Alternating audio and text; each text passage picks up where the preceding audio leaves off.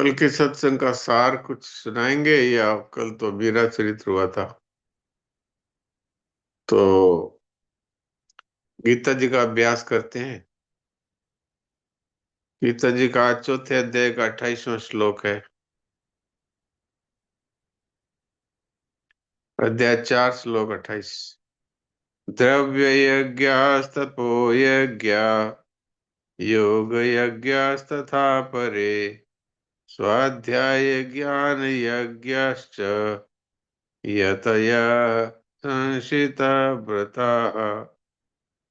द्रव्य यज्ञस्तपो यज्ञ योग यज्ञस्तथा परे स्वाध्याय ज्ञान यज्ञश्च यतयः संशिता व्रताः। दूसरे कितने ही तीक्ष्ण व्रत वाले प्रयत्नशील साधक द्रव्यमय यज्ञ करने वाले हैं और कितने ही तपो यज्ञ करने वाले हैं और दूसरे कितने योग यज्ञ करने वाले हैं तथा कितने ही स्वाध्याय रूप ज्ञान यज्ञ करने वाले हैं। मिली हुई वस्तुओं को निष्काम भाव से दूसरों की सेवा में लगाना द्रव्य यज्ञ है। स्वधर्म पालन में आने वाली कठिनाइयों को प्रसन्नता से सहना तपो यज्ञ है।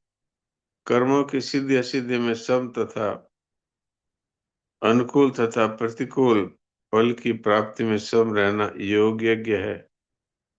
सत्शास्त्रों का अध्ययन मनन नाम जप आदि करना स्वाध्याय रूप ज्ञान यज्ञ है। अभी आप में से जो पाठ करना चाहें वो हाथ रेज कर दें। का नाम बोलो तुम। राम राम। राम राम।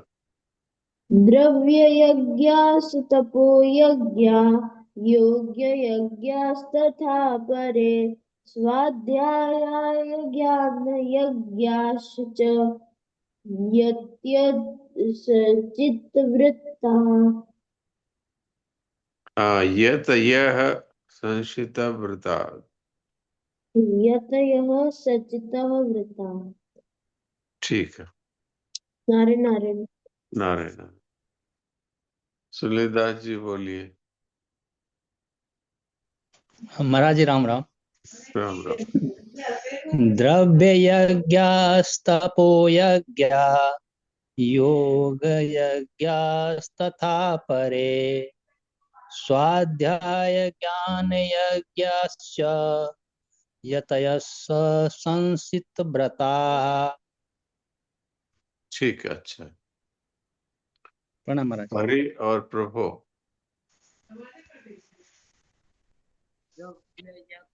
बताओ।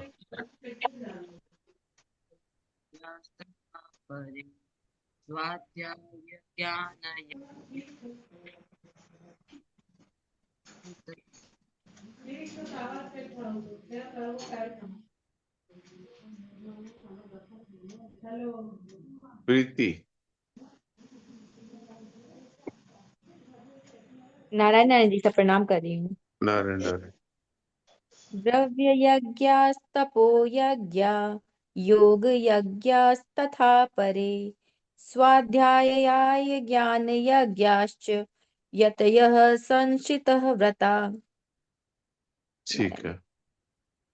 ज्योति। राम प्रणाम जी सा। राम राम। द्रव्य यज्ञस्तपो यज्ञा योग यज्ञस्तथा परे स्वाध्याय ज्ञान यज्ञश्च यतयः संशित व्रतः। तुम इतना शुद्ध पाठ करते हो, रोज क्यों नहीं करते भाई? अब तो बहुत अच्छा है तुम्हारा पाठ, तो बहुत अच्छा है। तुम रोजाना पाठ किया करो, ठीक है? ठीक है। हम्म। राम प्रणाम जी साहब। राम राम। सुलोचना।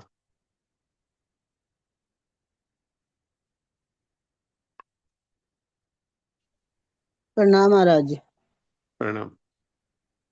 द्रव्य यज्ञस्तपो यज्ञ योग यज्ञ तथा परे स्वाध्याय ज्ञान यज्ञाश्च यज्ञ यतः संसित व्रताः। ये तह नहीं है, यतयः संसित व्रता। यतयः संसित व्रताः। हाँ ठीक है।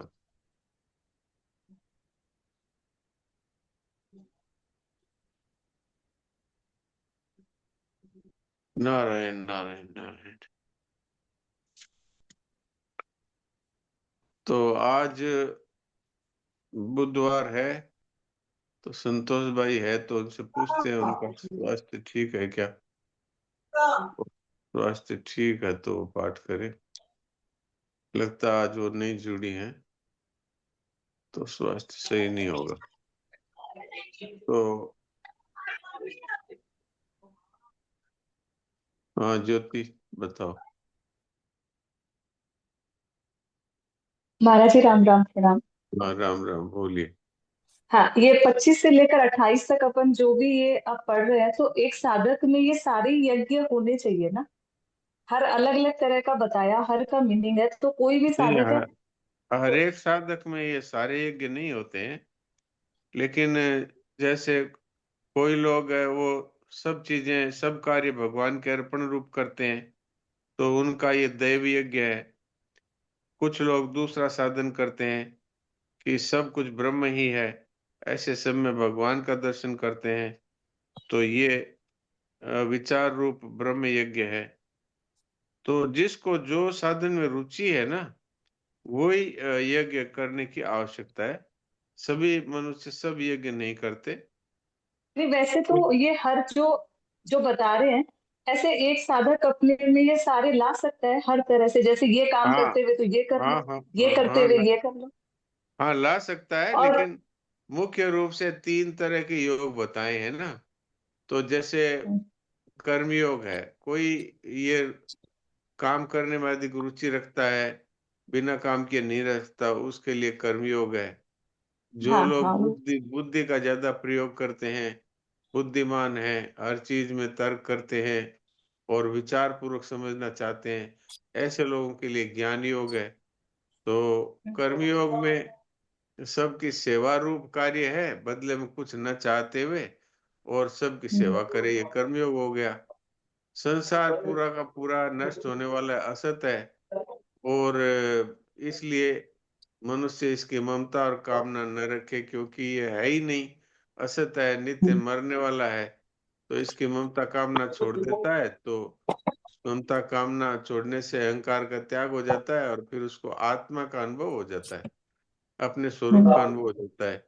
हम लोग शरीर को ही मैं मानते हैं, लेकिन वो ममता कामना से रहित होने से और शरीर संसार से उसका संबंध टूट करके और उसको अपने आत्मा का साक्षात्कार हो जाता है, अर्थात वो अपने आप को आत्म स्वरूप ही अनुभव करने लगता है। ये ज्ञान योग हो गया। हाँ हाँ। और जो और जो भक्ति। हाँ, जो ज्यादा कर्म में भी रुचि नहीं रखता, उससे पार नहीं पड़ती। और जो विचार पूर्वक भी कुछ नहीं कर सकता, लेकिन विश्वासी है, वो संतों के कहे हुए मार्ग पर विश्वास करता है, शास्त्रों में कई भी बातों पर विश्वास करता है।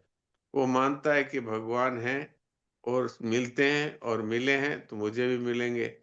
तो इसलिए वो उन्हें भगवान को ही सब कुछ समर्पित कर देता है। ये घर हाँ, परिवार शरीर सब भगवान को समर्पित करके उनका नाम लेता है, उनसे प्रेम करता है। ये भक्ति योग है। तो तो एक्चुअल महाराज में जी, आपने जैसे योग योग शब्द का आपने बताया था कि अगर हम एकदम सरल में पूछे तो परमात्मा से मिलन, योग का मतलब किसी भी द्वारा परमात्मा से मिलन। हाँ ऐसे हाँ यज्ञ का सरल योग, मीनिंग क्या है? हाँ ऐसे ही। यज्ञ का सरल मीनिंग क्या है, जहां पे भी बार यज्ञ बार यज्ञ वर्ड यूज हो यज्ञ रहा है इसका? यज्ञ का गीता जी में यज्ञ का अर्थ हुआ है, जैसे हम अग्नि में देते हैं और बिना हाँ कुछ चाहे अग्नि में दें, उसको यज्ञ कहते हैं। ऐसे ही बिना कुछ चाहे अपना धन है, अपनी बुद्धि है, अपना शरीर है, इसको सेवा में सबके लगा दें, इसको यज्ञ कहते हैं। ठीक है। तो ये है, भगवान ने इसको यज्ञ बताया है। यज्ञ का अर्थ है देना। देना। हाँ देना। तो ठीक है। ठीक है। बिना किसी फल की इच्छा के देना, अर्थात न तो इस लोक में हमें मान बढ़ाई चाहिए, न परलोक में हमको कोई स्वर्ग चाहिए। हमको तो ये संसार की वस्तु संसार की सेवा में लगाना है, ताकि हमारे ऊपर जो ऋण था वो उतर जाए संसार का। तो ये योग है, इसी को यज्ञ कहते हैं। ठीक ठीक। ठीक है। हाँ, हाँ तो आज हमारा है बुधवार, तो आज हम शरणानंद जी महाराज के पत्रावली पढ़ेंगे। पाथे, उस पुस्तक का नाम है पाथे भाग 1, और उसमें आज हम पढ़ेंगे वो है पत्र संख्या 45। तो इसमें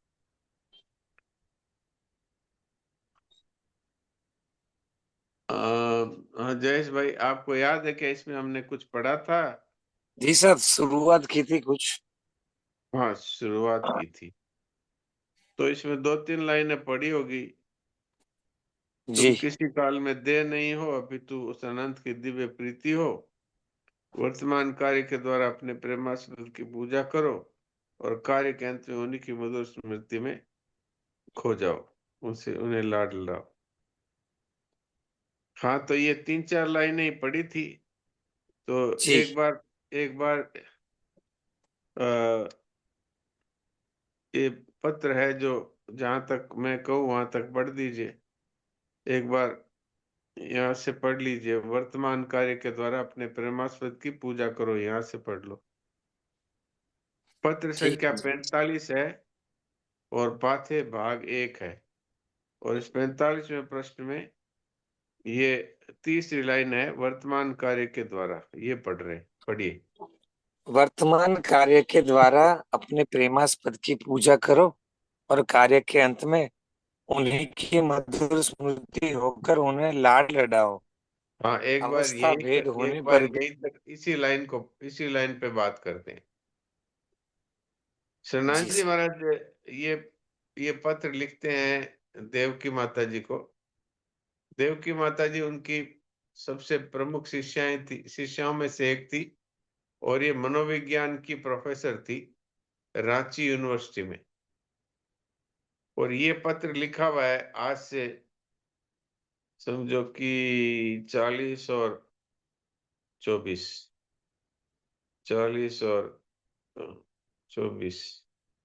64, और उधर 4 और जोड़ दो, तो लगभग 68 वर्ष पहले का ये पत्र है।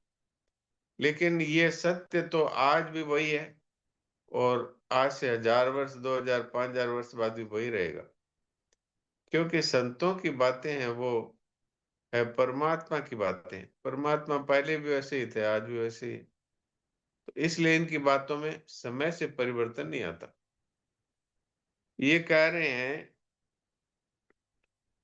हम लोग वर्तमान कार्य को किस लिए करते हैं? वर्तमान कार्य को करते हैं अपने सुख के लिए या धन के लिए। लेकिन ये कहते हैं कि वर्तमान कार्य के द्वारा अपने प्यारे की पूजा करो। तो हमारा प्यारा कौन हो सकता है? संसार तो प्रतिक्षण मर ही रहा है, संसार के व्यक्ति भी मर ही रहे हैं। तो हमारा प्यारा वही हो सकता है जो सदा से हमारे साथ है और सदा हमारे साथ रहेगा। तो न तो शरीर हमारे साथ सदा से है, न सदा रहेगा, न धन हमारे साथ सदा से है, सदा तक रहेगा। यानी संसार की कोई भी वस्तु, व्यक्ति, परिस्थिति, घटना, पदार्थ, धन, जमीन, मकान, कुटुंब, कुछ भी हमारे साथ सदा से नहीं था और सदा नहीं रहेगा। तो हमारा प्यारा कौन हो सकता है? हमारा प्रेमास्पद कौन हो सकता है जो सदा से हमारे साथ है और सदा हमारे साथ रहेगा? तो ऐसा है परमात्मा। आप कहेंगे कि परमात्मा दिखता नहीं है, तो परमात्मा दिखता तो नहीं है, लेकिन जो दिखता है वो टिकता नहीं ना। जो दिखता है वो टिकता नहीं। और जो नहीं दिखता है वो न दिखते हुए भी प्रति क्षण इस संसार को और इस शरीर को सबको पैदा करने वाला है, इसका पालन करने वाला है और इसके साथ में अंत काल तक रहने वाला है। और जो कुछ भी हम कर रहे हैं वो उसकी नजर में है और वो प्रत्येक कार्य का उचित फल इस जन्म में अथवा अगले जन्म में वो देता है। कहते हैं कि भगवान को तो हमने देखा नहीं और जिसको देखा वो टिकता नहीं। तो अब हमें ये सोचना चाहिए कि भगवान को तो नहीं देखा लेकिन संसार को तो देख लिया। संसार की तो प्रत्येक वस्तु हमारे हाथ से फिसल रही है। आप देख लो, आपका बचपन आपके हाथ से फिसल गया कि नहीं? अच्छा, फिर आपकी युवावस्था आपके हाथ से फिसल रही है कि नहीं अथवा फिसल गई कि नहीं? अच्छा, जो हमारी शक्ति बचपन में थी वो आज नहीं है। शक्ति हमारी चली गई, इंद्रियों की शक्तियां जा रही है, देखने की शक्ति, सुनने की शक्ति, चलने की शक्ति, बोलने की शक्ति, विचार करने की शक्ति, सब चीजें समाप्त हो रही है। हमारे साथी जो हमारे साथ थे वो आज नहीं है, हमारे साथ जो सामान था वो आज नहीं है, सब कुछ बदल गया। या यूं कह दे कि जो था वो मर गया और फिर उसकी जगह नया आ गया, फिर वो भी मर गया फिर उसकी जगह नया आ गया। अर्थात एक परिवर्तन ही चल रहा है। इसको मृत्यु और जन्म, इसका चक्र कह सकते हैं। एक एक अवस्था जन्मी, एक अवस्था मर गई, एक अवस्था मरी, दूसरी अवस्था जन्म गई, एक व्यक्ति मरेगा दूसरा व्यक्ति जन्म गया। तो वास्तव में हमारा प्रेमास्पद कौन हो सकता है जो कभी मरता नहीं, कभी जन्मता नहीं और सदा हमारे साथ था और सदा हमारे साथ रहेगा? दिखाई तो नहीं देता, लेकिन आप बताइए कि बिना किसी संचालक के कोई भी वस्तु संसार में संचालित हो सकती है? कोई भी बिना किसी संचालक के कोई भी वस्तु संचालित हो सकती है क्या? आपने एक बना दी कार, अब कार है वो आपको चलाना पड़ेगा, और बनाते हैं तो भी वो अपने आप तो नहीं बन जाती, उसको कोई बनाने वाला भी चाहिए, फिर उसको कोई संभालने वाला भी चाहिए, फिर उसको कोई चलाने वाला भी चाहिए। तो जब संसार में कोई भी वस्तु बिना संचालक के न चलती है न बिना बनाने वाले के बनती है, तो इतनी बड़ी सृष्टि जो एक नियम से चल रही है, तो क्या किसी बिना बनाने वाले के बन गई? कोई कोई कहता है पहाड़ बन गए। अच्छा, पहाड़ तो बन गए, लेकिन एक माचिस की तीली है, वो भी क्या बिना बनाए बन जाएगी? कोई तो उसका निर्माण करता होना चाहिए। एक कहानी आती है कि एक व्यक्ति रेगिस्तान पर ऊंट पर जा रहा था, तो उसके पीछे भी एक आदमी बैठा था। तो एक ने ऐसे चमकती हुई वस्तु देखी, तो चमकती हुई वस्तु देख तो नीचे उतर करके उसको हाथ से खोदा तो घड़ी निकली, एक घड़ी, छोटी घड़ी जो हाथ में बांधते हैं। तो उस व्यक्ति ने कहा कि यहाँ घड़ी कैसे आ गई? तो दूसरे ने कहा जैसे पूरा संसार है वैसे ही ये घड़ी भी बन गई। तो अच्छा, बिना बनाने वाले की बन गई, रेत से ही घड़ी बन गई? तो उसने कहा नहीं, ऐसा तो नहीं हो सकता। तो ये रेत कैसे बनी? रेत तो अपने आप ही बन गई। अरे अपने आप जैसे घड़ी नहीं बन सकती ऐसे रेत भी अपने आप नहीं बन सकती। अच्छा, जो आप गेहूं खाते हो, ये गेहूं आपने बनाया, ये बाजरा आपने बनाया? तो कहना ही पड़ेगा कि गेहूं के आटे से रोटी तो बना सकते हैं, लेकिन गेहूं बना सकते हैं क्या? बोले गेहूं को जमीन में डालेंगे तो गेहूं बन जाएगा। हाँ, जमीन में डालेंगे बन जाएगा, लेकिन पहले गेहूं कहां से आया? सबसे पहले कोई निर्माण करता हुए भी नहीं आ गया। अच्छा, बहुत से लोग कहते हैं ये तो प्रकृति है, इससे सब कुछ अपने आप ही चलता है। अच्छा, तो ये जो शरीर है, इसमें एक एक नाड़ी, एक एक अंग का संचालन होता है। आप सोचते होंगे कि हम बाहर जनरेटर से ये बिजली बना करके चला लेते हैं। आपके शरीर में जो हृदय धड़कता है, आपको पता है, ये भी एक बिजली से धड़कता है। और उस बिजली के लिए अंदर तार लगे हुए हैं, जिनको नर्वस सिस्टम कहते हैं। वो नर्वस सिस्टम, वो भी, उसमें भी एक बिजली चलती है। तो उस बिजली का उत्पादन कहाँ से होता है? अंदर आपने जनरेटर लगाया था। अच्छा, इस तरह का कॉम्प्लिकेटेड शरीर है, जिसमें कैमरा भी है, जिसमें एक ऐसी भी चीज है जिसमें आप 50 वर्ष पहले की याद उसमें स्टोर की हुई है, मेमोरी सेंटर भी है। और उसके अंदर हार्ट को संचालित करने के लिए इलेक्ट्रिक स्पार्क भी है। एक स्पार्क निकलती है, उससे हार्ट धड़कता रहता है। तो वो बिजली कहाँ से आती है? आप पैदा करते हैं। अच्छा, सब कुछ अपने आप बन गया। तो ये बिना दिमाग के ही ये शरीर रूपी मशीन बन गई, यानी इसको बनाने वाले में कोई दिमाग नहीं था, ये अपने आप बन गई।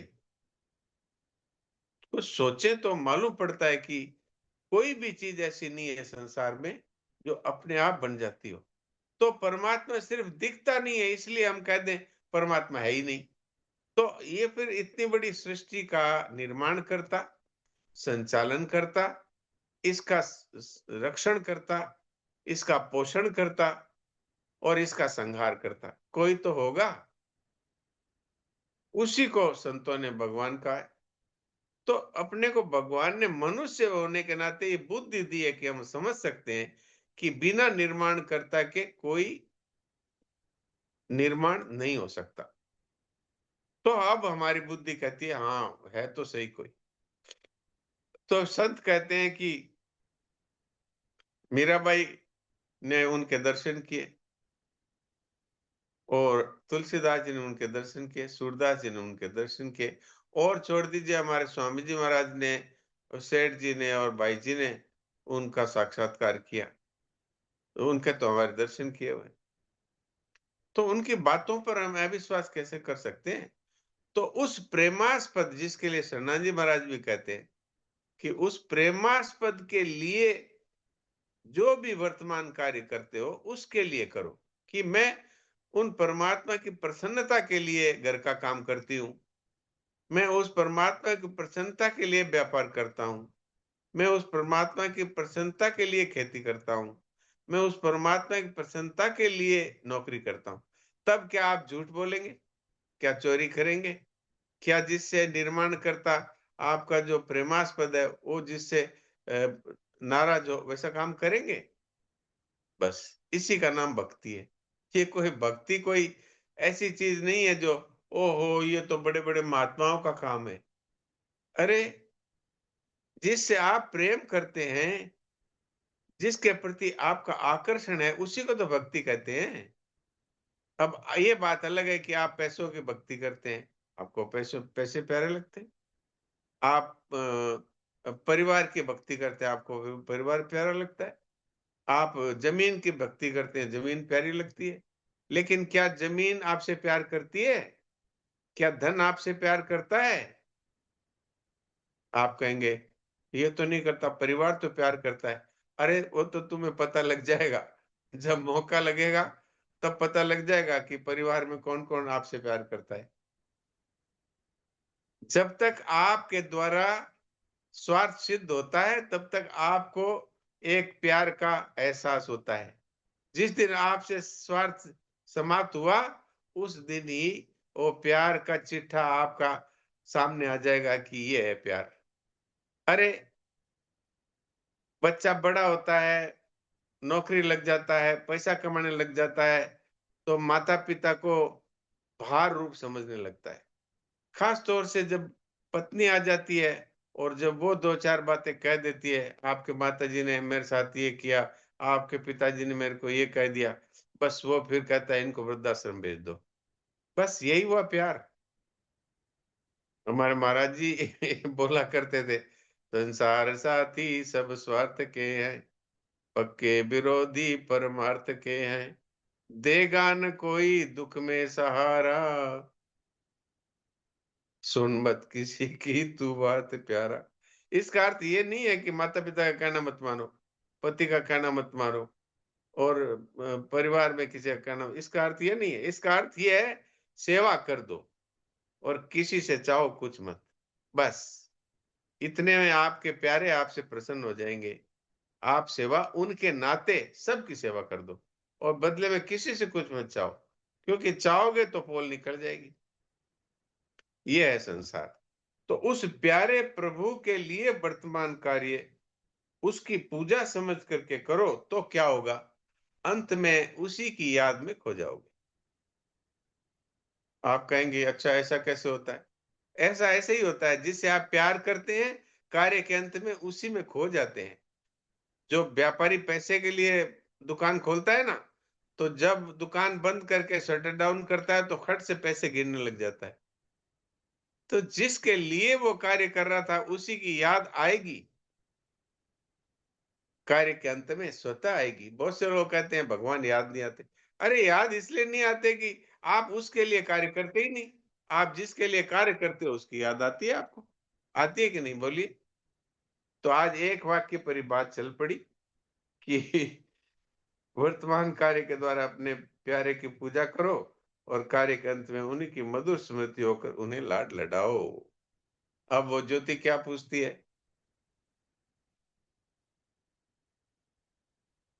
बोलिए। महाराज जी क्षमा करना, लेकिन है ना, ये प्रश्न आता है कि भगवान ने अपने आप को अव्यक्त क्यों रखा? अगर वो व्यक्त रखते तो इतनी मेहनत ही नहीं करनी पड़ती रोज याद करने की, रोज पढ़ने की। अव्यक्त क्यों रखा? मतलब ये थोड़ा अजीब सा प्रश्न है, लेकिन अगर वो व्यक्त रखते तो डेली हमारे को बस पूरा ही पता होता ना कि ये हमारे पिता है और हमें करना है जैसे ये बोल रहे हैं। अब अव्यक्त रखते हैं तो भूली हो जाती है फिर। अच्छा अच्छा, ठीक है, तो मैं आपको इस बारे में बात कहता हूँ। आपका प्रश्न बड़ा अच्छा है और ये ऐसा नहीं, अजीब नहीं है, बिल्कुल अच्छा प्रश्न है। और ये वैसा ही प्रश्न है जो बहुत से लोग हृदय में रखते हैं, बोल नहीं पाते।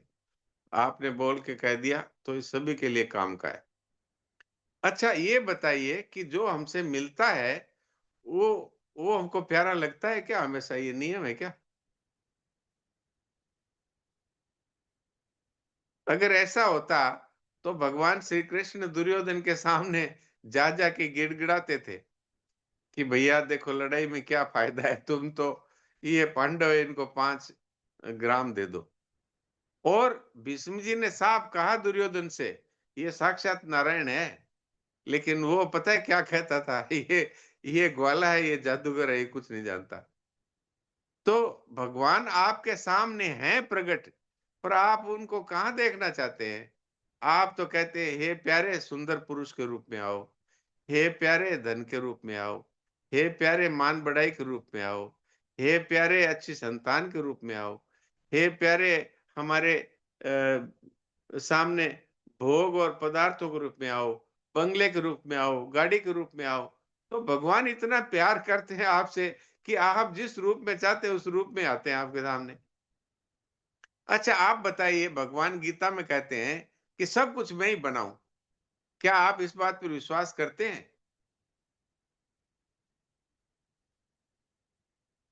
अच्छा आप बताइए, क्या आप ऐसा बल्ब बना सकते हैं जो पूरी पृथ्वी को रोशनी दे दे?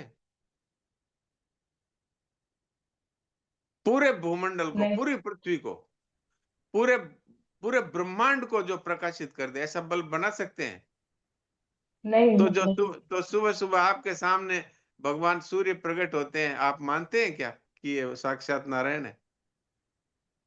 बातचीत होने वाली बात है ना, कि जैसे कनेक्शन की, जैसे हम स्कूल जाते हैं तो टीचर होता है, टीचर कहता है ये गलती है ये नहीं है, तो हमें रोज पता होता है, हमें अभ्यास नहीं करना होता, हमें पता है अच्छा, कि जो जा रहे आपसे हैं। ऐसे अच्छा हम जो आपसे बात करता है, आप उसको प्यार करते हैं? जो हमारे हित की बातें करेगा उसको तो करते ही हैं। नहीं, तो हित की बातें करने वाले बहुत हैं। आप कितने लोगों से प्यार करती हैं? मैं सबसे तो नहीं, तो जितने देखिए, कनेक्शन हो जाते हैं। मैं आपसे कहता हूं, भगवान आपके सामने आके प्रकट हो जाए तो भी ये आवश्यक नहीं है कि आप उनसे प्यार करें। और जो प्यार करने वाले हैं वो तो बिना प्रकट कोई प्यार करते हैं, बिना प्रकट कोई प्यार करते हैं, और उनके सामने ही वो प्रकट होते हैं जो बिना प्रकट के प्यार करते हैं। मैं आपसे ये कहता हूं कि आप यदि जिससे प्यार करते हैं उसको कहें कि आप